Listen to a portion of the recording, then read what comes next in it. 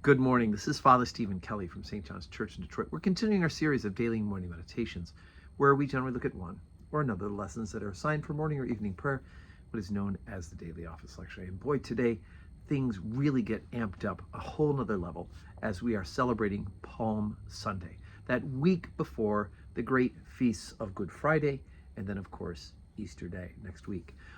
We all, of course, know the story of Palm Sunday, at least I hope we do.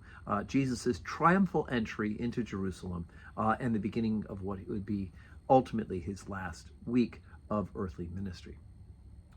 Now, at the beginning of the Holy Communion service, we will bless the palms, and then we will have the reading of the story of Palm Sunday.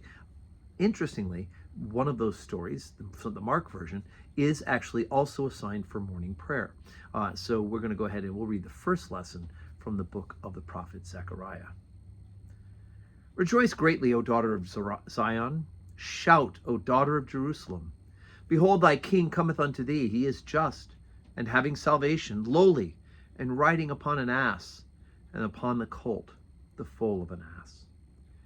And I will cut off the chariot from Ephraim, and the horse from Jerusalem, and the battle bow shall be cut off, and he shall speak peace unto the heathen. And his dominion shall be from sea even to sea, and from the river even to the ends of the earth. As for thee also, by the blood of thy covenant I have sent forth thy prisoners out of the pit wherein is no water. Turn you to the stronghold, ye prisoners of hope. Even today do I declare that I will render double unto thee. Okay, so we hear, of course, when they make a reference in the gospel story about him being humble and him being riding on an ass upon the colt, the foal of an ass, we see that Jesus is once again fulfilling the prophecy that of the coming of the Messiah, in this case from the prophecy from the book of the prophet Zechariah. But so important for us to realize that Jesus' triumphal entry, this grand entry into Jerusalem, to much accolades. That's right, he's recently had Lazarus risen from the dead. The word is really spreading around town. And with the big feast of the Passover coming, that would have meant that Jerusalem itself would have been just full of people. People came to Jerusalem to celebrate the feast of Passover. And so all those from other cities who have seen Jesus, heard of Jesus, heard him teach, seen miracles, the people from those towns are now coming to Jerusalem, and they're spreading the word again. Wait, Jesus was in your town and he did this? Well, when he was in our town, he did that. Wait a second, he did that in your town? He did something similar in our town. And then he said this about the kingdom of God. And so the word is getting out.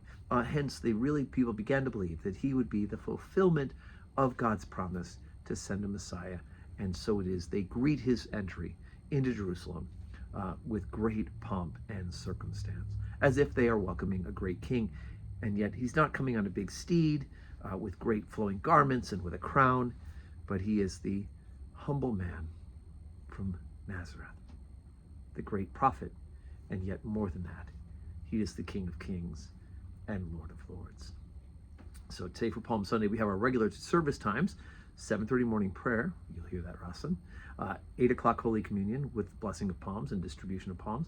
10 o'clock Holy Communion with blessing of palms, distribution of palms, and a nice procession will circumambulate around the perimeter, the inside perimeter of the church. And then, of course, at 5:30, we will have evening prayer with the opportunity to receive communion, if you've not already done so, in the morning. So I do hope that you will start your Holy Week off right by being in church. And may God grant you a Sunday that is full of blessings.